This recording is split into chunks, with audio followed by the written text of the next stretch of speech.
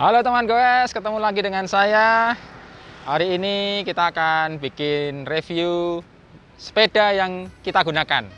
Sepeda ini sudah menemani teman goes dalam melewati berbagai macam rute, trip, dan kita dari awal sampai hari ini sepeda yang kita gunakan ini sudah kilometernya sampai 8.000 km. Ya, kita akan lihat kondisinya sepeda apakah ini. Sepeda ini adalah Stratos S7.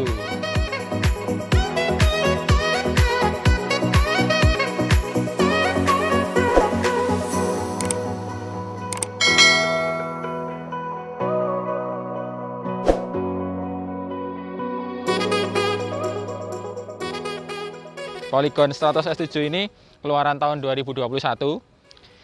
Dan sepeda ini saya dapatkan dalam kondisi yang baru, new. Dan sampai hari ini sudah terbukti tidak rewel dan termasuk durable ketika saya pakai untuk melewati berbagai macam rute, dari rute pendek, flat, nanjak, dan macam-macam. Ya, kita langsung aja cek kondisi Stratos S7 saat ini, apa aja yang sudah saya ganti, apa aja yang sudah saya modifikasi supaya sepeda ini nyaman dan bisa digunakan dengan pas untuk kita goes bersama. Oke, langsung aja. Stratos S7 ini keluaran dari Polygon tahun 2021. Speknya, framenya dari karbon, full karbon, forknya karbon juga. Untuk grup setnya Shimano R7000 atau 105 full semuanya, termasuk drifter, shifter, crank, RD, FD, sprocket, rantai, semuanya R7000 untuk awalannya standarnya. Terus wheelsetnya standar bawaan adalah NTT SRR3 ya, buatan NTT. Tetapi saat ini sudah beberapa saya modif untuk menyesuaikan kebutuhan kita untuk bersepeda.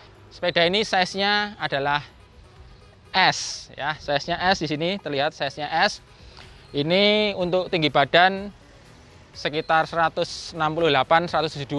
Kebetulan saya tingginya 173. Jadi memang sedikit undersize, tapi karena memang saya dari awal sudah memikirkan hal tersebut karena menurut beberapa review teman-teman kalau undersize lebih nyaman digunakan dan memang benar. Tetapi harus ada beberapa perubahan yang harus kita lakukan atau modifikasi supaya lebih pas. Karena kalau bawaan standarnya agak sedikit kecil pasti ya.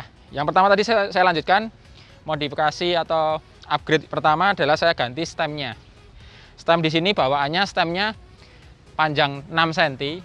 Saat ini stem di sini sudah saya ganti dengan stem Ricci panjang 9 cm. Ya, menyesuaikan anatomi badan saya. Untuk handlebarnya tetap sama bawaan aslinya, lebarnya 40 cm. Lebar 40 cm. Nah, bar tape-nya saya ganti biar lebih matching dengan warnanya. Saya ganti dengan warna biru keluaran Ricci juga dengan motif lambangnya Ricci, keren banget. Berikutnya adalah seat post. Seat post bawaannya adalah NTT alloy. Saya ganti dengan seat post dari EC90, produk dari luar negeri, full karbon, harganya cukup ekonomis tapi lumayan mumpuni ya. Seat postnya saya ganti, saddle-nya juga saya ganti. Saddle bawaannya adalah saddle dari NTT. Saya ganti dengan saddle dari San Marco ya. Ini juga produk dari luar negeri yang termasuk ekonomis. Full karbon dengan sedikit ada spon Eva di atasnya. Bentuknya pipih dan nyaman sekali buat saya. Lebarnya saddle ini untuk seatbone 135 ya. Kebetulan saya sudah mengukur ukuran seatbone yang tepat buat saya adalah 135. Sedangkan bawaan NTT seatbone-nya lebih lebar, kalau nggak salah 140. Oke, yang selanjutnya wheelset. Ya, wheelset sini kalau teman-teman cermati sudah beda. Saya menggunakan wheelset dari Bontrager Paradigm ya. Wheelset ini adalah wheelset upgrade dari wheelset sebelumnya. Kenapa? Karena Untuk Polygon 100 S7 ini buat kebutuhan saya, wheelsetnya menurut saya kurang durable ya. Dalam pemakaian sekitar 4 bulan atau sekitar mungkin sekitar kilometer 2000 sampai 3000, sprocket entity bawaannya bermasalah, sehingga terpaksa harus saya betulkan, saya upgrade dengan sprocket yang lain. Dan selain itu untuk rimnya, untuk entity juga kebutuhan rimnya juga kurang tight atau kurang kaku ya. Jadi rimnya agak sedikit untuk transfer power agak sedikit kurang efektif. Nah, begitu saya ganti dengan Bone Tracker Paradigm ini, jadi lebih nyaman. Transfer powernya lebih kerasa, sama-sama profil tipis ya. Profilnya sama-sama ukuran 2,4. Dan untuk bannya saya sudah mengganti dengan ban Continental Ultra Sport depan dan belakang. Untuk bawaan standarnya menggunakan Swallow B1 ukuran 700C x 28 mili. Nah, tapi untuk kebutuhan, sekali lagi untuk kebutuhan saya dalam bersepeda, ban depan dan belakang sudah saya modif. Yang depan saya menggunakan 700C x 25 mili, sedangkan yang belakang 700C 28 mili. Otomatis yang depan lebih slim. Kenapa? Karena menurut saya itu sangat nyaman ketika saya harus menanjak atau saya harus bermain speed. Ban depan lebih kecil, ban belakang lebih tebal untuk mendukung kemampuan sepeda saya untuk melaju lebih nyaman. Kebetulan berat badan saya ada di sekitar 70 kilo, jadi menurut saya sudah cukup sekali. Ketika lewat jalan yang sedikit rusak pun masih mumpuni. Dan kebetulan selama saya pakai sepeda ini dengan ukuran ban belakang 28, ban depan 25, saya tidak pernah mengalami kebocoran ban sekalipun di jalan. Walaupun saya sudah solo ride atau long ride yang jauh di atas 200 kilo, masih aman-aman aja. Kuncinya jangan lupa pastikan tekanan angin sesuai, tidak terlalu keras tapi juga jangan terlalu lembek. Seperti itu. Yang selanjutnya untuk rantai di sini sudah saya ganti dengan rantai KMC Extra Light supaya lebih pas saja dengan kebutuhan saya. Untuk pedalnya saya menggunakan pedal Sire, aslinya pedal bawaan tidak ada, tapi ini saya ganti dengan pedal Clit Sire dan itu cukup kompatibel, cukup durable untuk saya gunakan. Jadi sampai kilometer 8.000 ke atas masih oke, masih tidak bermasalah untuk pedalnya. Dan oh ya, satu lagi yang saya upgrade berikutnya adalah rotor bawaan Polygon 100 S7 ini. Yang depan dan belakang ukurannya 140 mili, sedangkan di sini sudah saya ganti dengan 160 mili depan belakang. Dan rotornya sudah saya ganti dari yang awal bawaannya adalah bawaan dari Tektro. Ini saya ganti dengan bawaan dari Shimano, merek Shimano.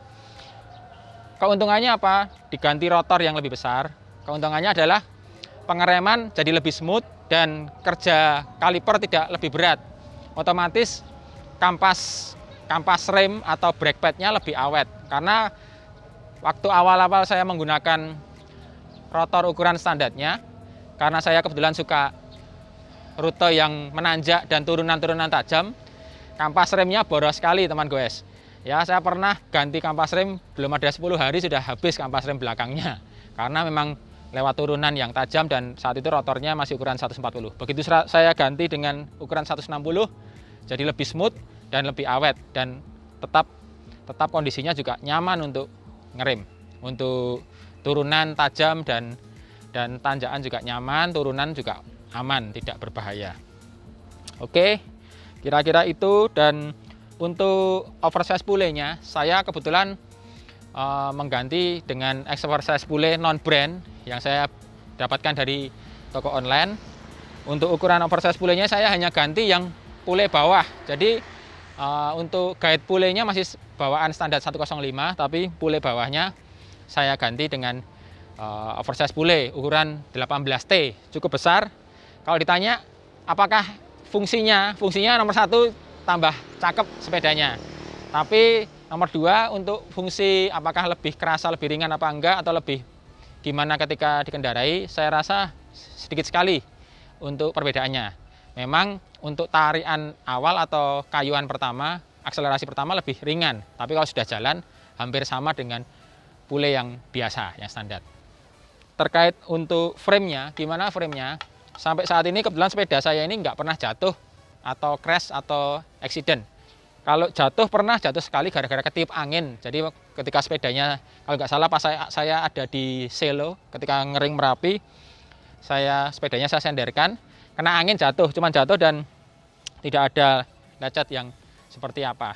Hanya sedikit lecet di RD dan di drifternya, tapi tidak mengurangi fungsi.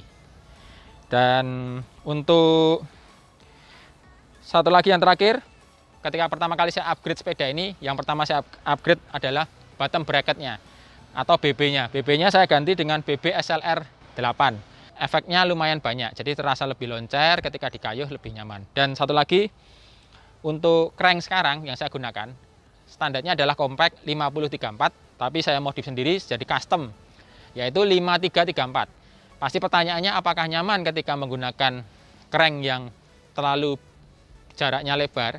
53 langsung yang kecil 34, biasanya 5339. Tapi asal teman-teman bisa menemukan mekanik atau teknisi untuk setting FD-nya, nggak masalah. Saya sudah membuktikan, ya. Gunanya untuk apa? Gunanya ketika kita memang mau jalan di rute datar, butuh speed tinggi, kita masih punya crank besarnya 53T. Tapi ketika kita nanjak, kita masih punya 34T. Jadi sama-sama nyaman. Dan sprocket belakang, ini sprocket khusus yang saya custom buat kebutuhan saya juga. Karena saya sekali lagi tadi saya sampaikan, saya suka nanjak dan jalan-jalan yang miring, ya, yang tanjakan-tanjakan suka elevasi. Ini sprocket saya belakang 32T yang paling besar. Tapi saya modif dari dua sprocket yang saya gabungkan, yaitu sprocket bawaannya 1128. Saya mix dengan sprocket 105 juga yang ukuran 1132. Jadi otomatis bentuknya juga beda dari sprocket 1132 biasa. Jadi kalau saya jelaskan, dari yang paling kecil itu 11, 12, 13, 14, 15, 16, 17 itu rata. Habis itu 19, 21, 23, 25, 28 dan 32.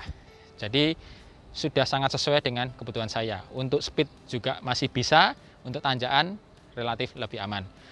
Sekedar info, sepeda ini sudah saya bawa paling jauh goes sejauh 273 km solo ride. Jadi tidak pernah mengalami masalah juga, tidak ada masalah yang berarti, semuanya lancar. Dan untuk elevasi paling tinggi 2600. Kalau lokasi di Jogja sini yang pernah saya gunakan dengan sepeda ini tanpa nuntun alias berhasil, goes sampai atas, Suralaya sudah, Kelangon jelas sudah, dan yang terakhir kemarin saya dari Pantai Kelayar juga nyaman dengan menggunakan sepeda ini. Cemoro Sewu, Jogja Cemoro Sewu PP saya juga sudah mencobanya. Oke, jadi kesimpulannya, untuk teman-teman yang masih ragu dengan kualitas Stratos S7 bikinan Polygon Indonesia, teman-teman bisa jadi referensi apa yang sudah saya pakai ini. Ini sebuah sepeda yang menurut saya dengan harga sekitar range 22 jutaan, ini sudah sepeda yang cukup mumpuni untuk kita gunakan, ya. Ini sudah 8.000 km, tapi kondisinya masih oke. Jadi nggak mesti teman-teman mencari brand yang harus mahal, tapi kalau memang budgetnya belum ada, bisa menggunakan brand dari dalam negeri, contoh Stratos S7 ini, dan termasuk sepeda yang bandel dan cukup kompetitif dengan sepeda-sepeda yang lain.